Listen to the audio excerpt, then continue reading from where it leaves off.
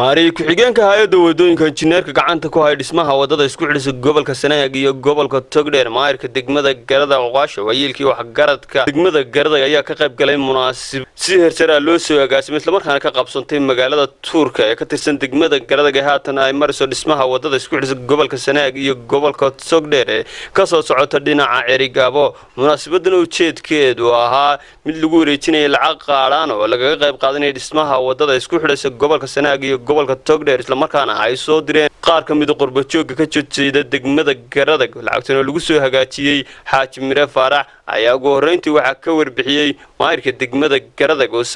isagu ka mid ah guddi qaadaan ururinta heer degmo ee degmada Garada isla markaana isagu gudoomiyay lacagtan daladiisina waxa ka mid ahaa sida tan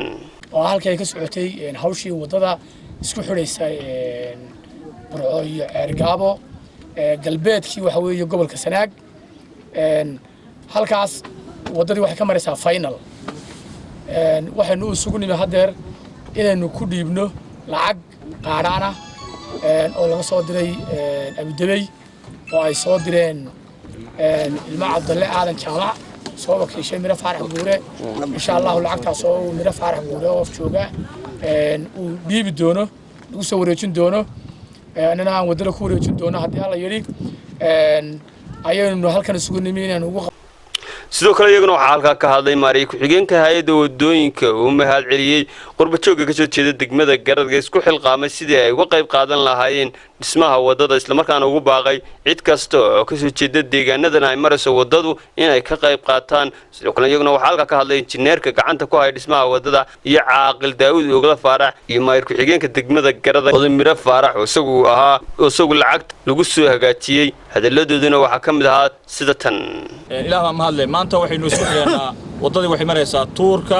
iyo barkada Cali Xirsi baaleemadkeedii la jeexay waxa inoo haray waa wax yar waa dad dheer sida Xaaji Mire sheegay waxaan ka mahad celinaynaa maanta lacagta qaaraan ururinta oo ilma Cabdalle Aadan Jaamac oo reer gar adag ah ay imaaraad ka soo direen waxa weeye waa degmo gar adag aad baan ugu mahad celinaynaa qaaraanka ay soo ururiyeen oo ay soo wakiisheen Xaaji Mire Faarax oo isaguna meesha inala fadhiya waad aragtaan sidoo uu soo dadaalay isagoo lug ka jaban ayuu halkaa wuxuu u yimi 25 kiiloomitir wuxuu uga yimi gar adag inuu qaaraanka bixiyo aad baan ugu mahad celinaynaa qolay soo dirtayna waxaan leenahay meesha ka soo saarteen ilaahay tacwiid khayr qaba hay'adin ku beddelo farxad weyn farxadaas oo ah ka turjumaysa meesha aynu taaganahay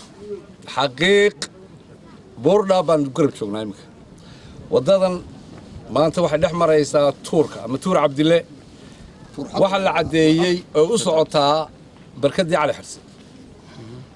markaan barkada Cali Xirsi leenahay waxa weeye wadadii kale waxay soo taagan tahay ee ka timiday in Afmadoobe qaasi qodax bay taagantahay ninkii arkay ee garanaya ayaa intay isku jiraan sheegi kara waxaan u maleynayaa kolka waa gabagabo waxaan rajaynaynaa Allah macbuudkaana ka rajaynaynaa maalin dhow inay isku xidhmaan oo wadada Cerigabo oo iyo Burco oo isku xidhan aynu mari doono maalin dhow dariiqa loogu tala galay oo ilma Cabdalle Aadan Jaamac ay soo direen oo aabahood ula niyoodeen inay waqaf uga dhigaan oo dariiqa ay u geliyaan dadku maraya ku raaxaysanayo waxaan leenahay taasaan hadeer halka ka dhiibaya anigu waad arki doontaan tifiyada ka arki doontaan waxaan leenahay ha lagu soo daydo maaha markii ugu horeysay oo lacag qaadaan oo laga qayb qaadanay dhismaha wadada gobolka Sanaag iyo gobolka Togdheer isku xidhaysa ay soo diraan qurbajooga ka soo jeeda degmada Garada waa madal sare muqbaahiya qaranka Jamhuuriyadda Soomaaliland Garada